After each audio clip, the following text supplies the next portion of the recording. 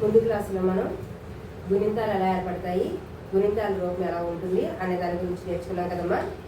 ఈరోజు సాగుణింతం గురించి నేర్చుకుందాం. మనం ఇప్పటి వరకు షాగుణింతం వరకు ఆల్రెడీ చెప్పేసుకున్నామమ్మా. ఈరోజు సాగుణింతం గురించి చెప్పుకుందాం. అయితే గుణింతం అనేది ఎలా ఏర్పడుతుంది అంటే, అచ్చు యొక్క గుర్తు హల్లుల మీదకి వచ్చి చేరినప్పుడు గుణింత రూపం అనేది ఏర్పడుతుంది. అంటే అచ్చుల యొక్క గుర్తులు అంటే గుణింతపు గుర్తులు ఏ హల్లు మీదకైతే వచ్చి చేరుతాయో ఆ హల్లు యొక్క గుణింతం అనేది ఏర్పడుతుంది. ఈరోజు సాగుణంతం ఎలా ఏర్పడింది, సాగుణంతం ఏ విధంగా పలుకుతారో ఈరోజు మనం ఈ వీడియోలో తెలుసుకుందాం. అయితే అచ్చు యొక్క మొదటి రూపం మనకి కొల్లుతో మొదలవుతుంది. అంటే సా సా అని హల్లు తీసుకుంటామమ్మా. సాకి పొల్లిస్తే ఇస్, సాకి పొల్లిస్తే ఇస్. సా అనే హల్లుకి ఆ అనే అచ్చు వచ్చి చేరితే, ఆ అనే అచ్చు వచ్చి చేరితే ఆ యొక్క గుర్తు తలకట్టు. ఆ యొక్క గుర్తు ఏంటమ్మా? తలకట్టు. అంటే సాకి తలకట్టిస్తే సా అవుతుంది. సాకి తలకట్టిస్తే సా. సాకి పొల్లిస్తే ఇస్. సా అనే హల్లుకి ఆ అనే అచ్చు వచ్చి చేరితే ఆ యొక్క గుర్తు దీర్ఘం. ఆ యొక్క గుర్తు ఏంటమ్మా? దీర్ఘం. అంటే సాకి దీర్ఘం ఇస్తే సా అవుతుంది. సాకి దీర్ఘం ఇస్తే సా అవుతుంది. సాకి పొల్లిస్తే ఇస్. సా అనే హల్లుకి ఈ అనే అచ్చు వచ్చి చేరితే ఈ యొక్క గుర్తు గుడి. ఈ యొక్క గుర్తు ఏంటమ్మా? గుడి.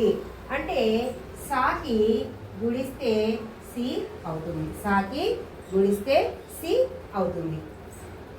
సాకి పొల్లిస్తే ఇస్. సా అనే హల్లుకి ఈ అనే అచ్చు వచ్చి చేరితే ఈ యొక్క గుర్తు గుడి దీర్ఘం. ఈ యొక్క గుర్తు గుడి దీర్ఘం. అంటే సాకి గుడి దీర్ఘం ఇస్తే సి అవుతుంది. సాకి పొల్లిస్తే ఇస్.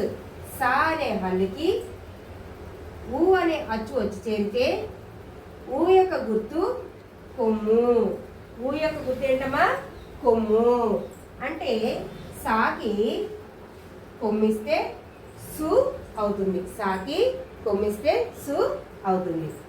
సాకి పొల్లిస్తే ఇస్. సా అనే హల్లుకి ఊ అనే అచ్చు వచ్చి చేరితే ఊ యొక్క గుర్తు కొమ్ము దీర్ఘం. ఊ యొక్క గుర్తు ఏంటమ్మా? కొమ్ము దీర్ఘం. ఊ యొక్క గుర్తు ఏంటి? కొమ్ము దీర్ఘం. అంటే సాకి కొమ్ము దీర్ఘం ఇస్తే సు అవుతుంది. సాకి కొమ్ము దీర్ఘం ఇస్తే సు అవుతుంది.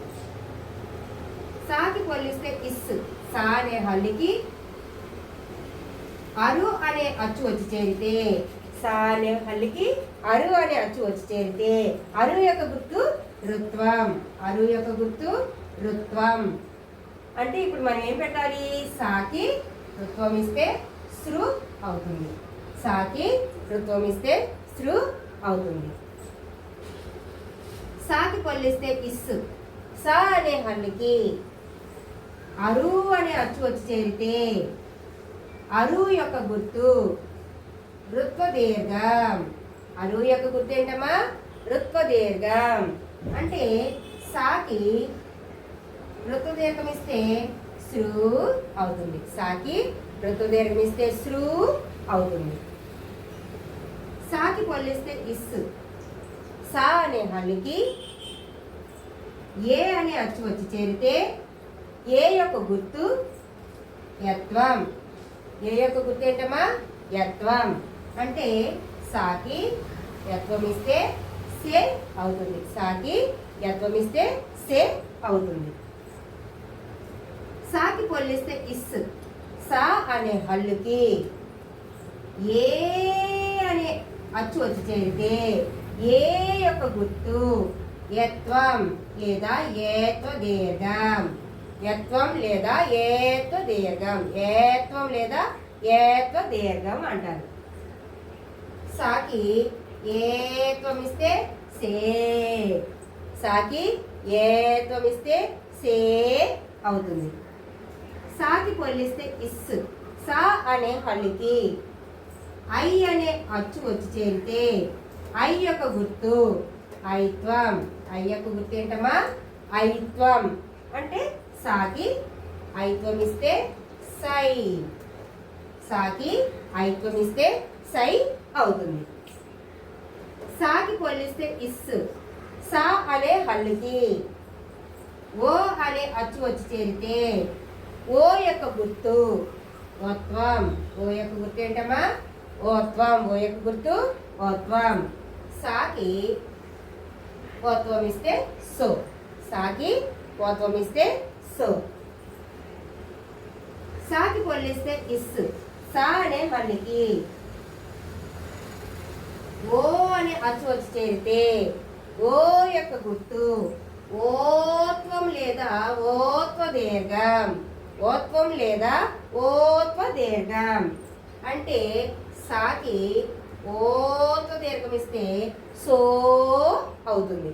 సాకి ఓత్వ దీర్ఘం ఇస్తే సో అవుతుంది. సాకి పొల్లిస్తే ఇస్. సా అనే హల్లుకి ఔ అనే అచ్చు వచ్చి చేరితే ఔ యొక్క గుర్తు ఔత్వం. ఔ యొక్క గుర్తు ఏంటమ్మా? ఔత్వం. అంటే సాకి ఔత్వం ఇస్తే సౌ. సాకి ఔత్వం ఇస్తే సౌ అవుతుంది. సాకి పొల్లిస్తే ఇస్.